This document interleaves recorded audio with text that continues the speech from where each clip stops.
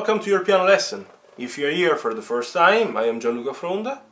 If you want to discover interesting facts about me, you can watch an introduction video of the channel. I'm leaving the link in the description below. If you like the content of my channel, don't forget to subscribe.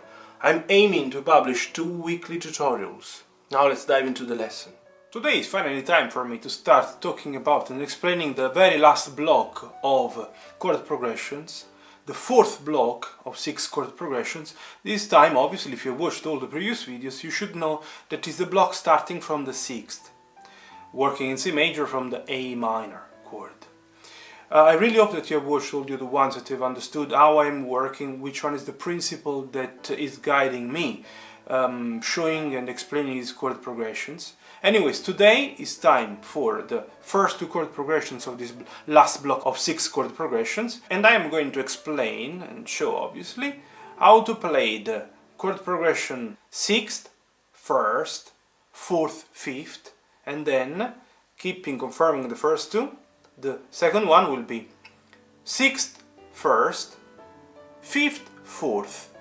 Obviously, if we already completed 3 blocks of 6 chord progressions, we reached the 18th chord progression. These 2 will be the 19th and the 20th, out of the 24 chord progressions that are all the chord progressions that I was planning to explain and show. Obviously now we are getting very close to the most exciting chord progression for many people, for many piano students, for many pianists. Is, let's say, the chord progression that inspired many songs in the last probably 30-40 years of songwriting and composing.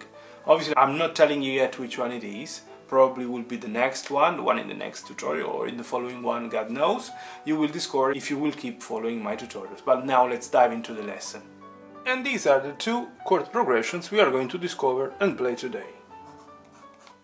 6th, 1st, 4th, 5th. The first chord progression is 6th, 1st, 4th, 5th. The second one will be 6th again, that we can confirm for 6 times. So I said 6th again at the beginning, 1st again, and now I'm going to invert the last 2, as usual. First of all the 5th, and then the 4th. As you can see, the first has been confirmed twice, and the last 2 have been inverted. The principle adopted today is the same identical one that has been adopted in the previous ones. We can keep the same identical position that we had for the previous ones. So in this case, the 3rd finger on the A, that is the 6th, obviously, the 6th degree. Then the thumb on the 1st, the little finger on the 4th, that is, in this case is F, and the 4th finger on the 5th, on the G. We start from the root position, A minor in root position. It will be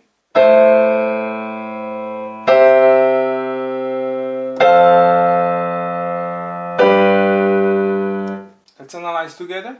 So we start from the A minor in root position, we move to the C major, and we save 2 notes, C and E, because when we jump a 3rd, we have noticed that the 2 consecutive chords have 2 notes in common. So indeed, A minor and C major have 2 notes in common, the C and the E. I move down the A to the G. You see? A went down to the G. Now moving from C to F, I save the C, that is the only note that they have in common, and I move up the G to the A and the E to the F. So.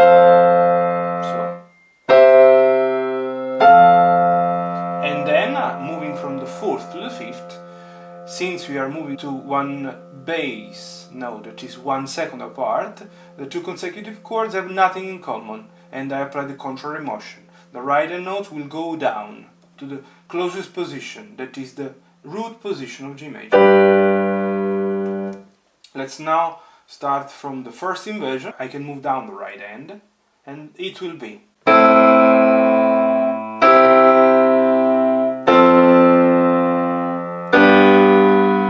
If you don't like the sound because it's too dark for you, you can play from this position.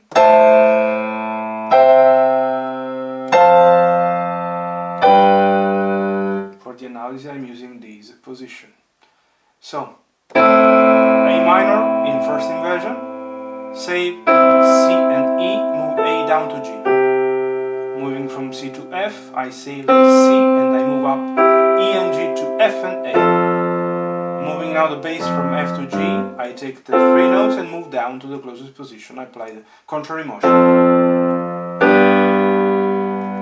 Now from the second inversion, A minor in second inversion.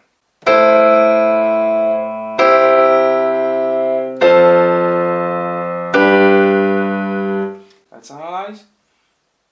From A minor, I move to C, saving E and C, A down to the G. Then save the C and move E and G up to F and A. From F major to G major contrary motion, the closest position to the left. Let's give a bit of rhythm.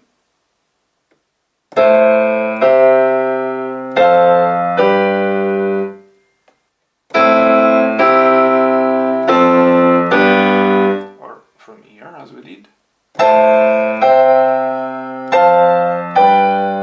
Second inversion. Now it's time to talk about the second one. The second chord progression is 6th first, 5th fourth. As usual, we don't need to spend that much time talking about the first and the second when we do the analysis, but let's play first, from the root position of A minor.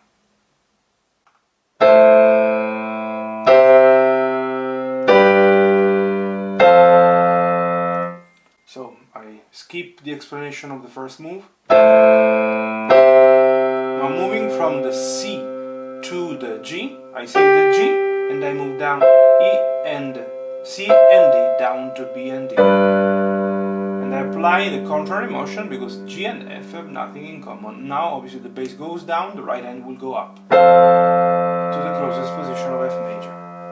Starting from the first inversion.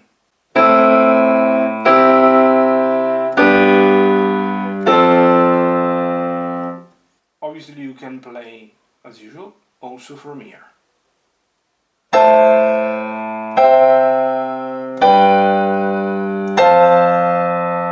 But for the explanation, let's start from this position. Let's keep the explanation of the first two. From C to G, I save the G, and I move E and C down to B and D. And now moving from G to F, contrary motion, bass goes down, right hand notes go up to the closest position of F major. Now second inversion.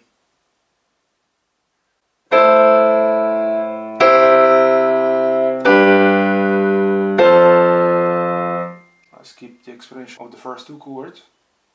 Now save the G, move E and C down to D and B, and the bass goes down and right hand goes up to the closest position of F major. Let's give a bit of rhythm.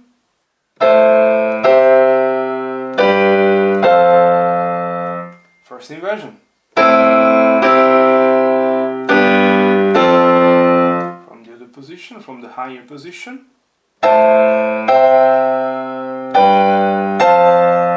And from the second inversion.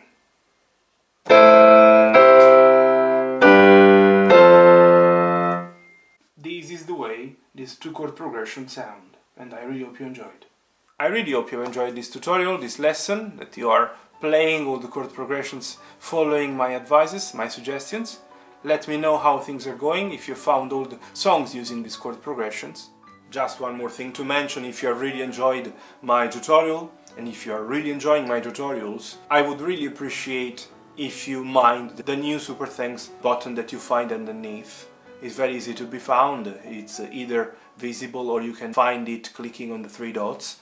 If you're really appreciating my content, my videos, if you enjoy this tutorial and all the tutorials that I have on my YouTube channel and you want to support me, I would really appreciate.